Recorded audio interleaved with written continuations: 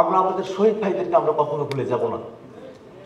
একই সাথে আমাদের জুলাই রাজবন্দী ভাইদের পক্ষ থেকে সরকারের কাছে আবেদন রাখতে চাই, এতগুলো মানুষ গ্রেপ্তার হলেন, তাদের তালিকা প্রস্তুত করা সহজ।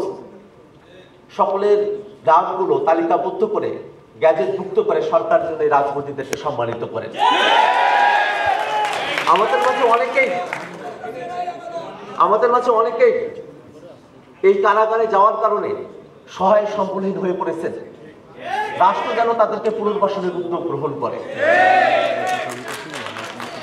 আমরা জেলখানায় যে কষ্টের মধ্য দিয়ে গিয়েছি, বাংলাদেশের জেলখানাগুলোকে সেখানে যেন শতভাগ নাগরিক অধিকার এবং মানবিক মর্যাদা রক্ষা করা হয়, সেই উদ্যোগগুলো সরকার গ্রহণ করবে, সে আশাবাদ আমরা রাখতে চাই।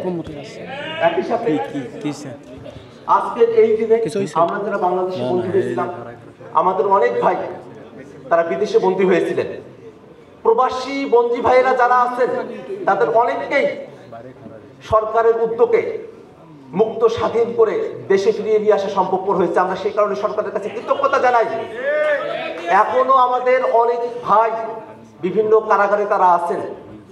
সরকার যেন আমার এই ভাইরা তারা শুধুমাত্র দেশের কথা ভেবে তারা বিদেশের মাটিতে দেশের মানুষের পক্ষে তারা লড়াই করতে নেমেছিলেন, তাদের কোনো অপরাধ নাই, তারা দেশের জন্যই নেমেছিলেন, তাদেরকে যেন